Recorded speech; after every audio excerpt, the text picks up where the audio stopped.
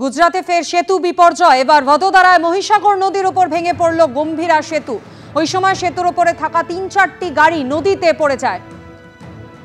দুর্ঘটনায় অন্তত ৩ জনের মৃত্যু হয়েছে বলে এখনো পর্যন্ত জানা যাচ্ছে। উদ্ধার করা হয়েছে ৫ জনকে। দেখতেই পাচ্ছেন সেতুর একেবারে মাঝের অংশটি ভেঙে নদীতে পড়ে যায়।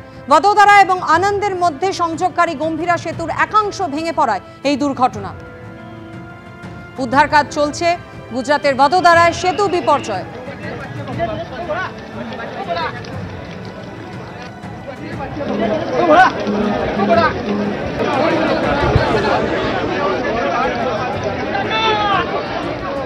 साहब बोला हाँ हाँ आइए।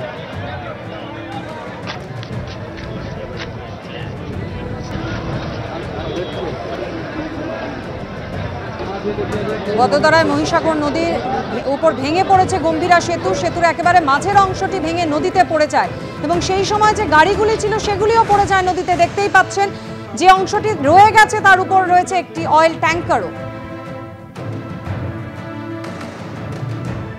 নিউ আলিপুরে তোলার টাকা না পেয়ে পুলিশের বিরুদ্ধে ৩০ থেকে ৩৫টি ট্রাক ভাঙচুর করার অভিযোগ উঠল। প্রতিবাদে নিউ আলিপুরে পথ অবরোধ করেন ট্রাক মালিক এবং চালকরা। অভিযোগ, তোলা না পেয়ে পার্ক করা পণ্যবাহী ট্রাকগুলিতে ভাঙচুর চালায় নিউ আলিপুর থানার পুলিশ। তোলার টাকা না পেয়ে পুলিশের বিরুদ্ধে ৩০-৩৫টি ট্রাক ভাঙচুর করার অভিযোগ উঠল। প্রতিবাদে নিউ আলিপুরে পথ অবরোধ করেন ট্রাক মালিক এবং চালকরা। তাদের অভিযোগ, তোলা না পেয়ে পার্ক করা পণ্যবাহী ট্রাকগুলিতে ভাঙচুর চালায় নিউ আলিপুর থানার পুলিশ। পার্থপ্রতিম ঘোষ আমাদের প্রতিনিধির সঙ্গে রয়েছেন টেলিফোন লাইনে। পার্থপ্রতিম, ট্রাক চালকদের ঠিক কি অভিযোগ? দেখো, পরপর যে ট্রাকগুলো দেখতে পাচ্ছি সেই ট্রাকগুলো কাঁচ ভাঙা অবস্থায় রয়েছে এবং সেক্ষেত্রে ট্রাক চালক এবং ট্রাক মালিকদের অভিযোগ যে তারা নিউ আলিপুরে এই ট্রাকগুলো পার্ক করে রেখেছিল যখন রাত্রেবেলা, তখন নিউ আলিপুর থানা পুলিশের বিরুদ্ধে অভিযোগ। পুলিশ আসে এবং এসে প্রতিটা ট্রাকের কাঁচ ভেঙে দেয় এবং ভাঙচুর চালায়। এবং তারা অভিযোগ করছেন যারা ট্রাক চালক এবং ট্রাক মালিকরা যে যেহেতু তাদেরকে কোনো টাকা দেওয়া হয়নি পুলিশকে এবং সেই তোলা চেয়েছিল পুলিশ, সেই টাকা না দেওয়াতেই এই গাড়িগুলিতে ভাঙচুর চালানো হয়। পুলিশ এভাবে ভাঙচুর চালায় বলে অভিযোগ এবং পুলিশের বিরুদ্ধে গুরুতর একটা অভিযোগ করছেন তারা।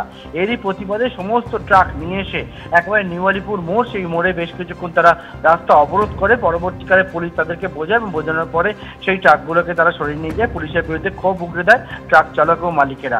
অন্যদিকে পুলিশের শীর্ষকর্তারা যে বিষয়টা জানিয়েছেন, যে গোটা বিষয়টা সামনে আসার পর পুলিশ জানাচ্ছে যে পুলিশের বিরুদ্ধে যে অভিযোগ আনা হয়েছে সেই অভিযোগ যদি সত্য হয় তাহলে পুলিশের বিরুদ্ধে কিন্তু তারা যে ব্যবস্থা নেওয়ার পুলিশের তরফ থেকে সেই ব্যবস্থা গ্রহণ করা হবে।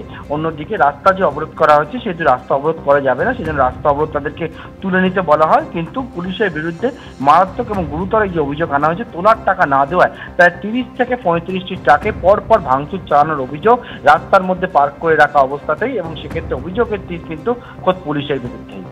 ধন্যবাদ পার্থ।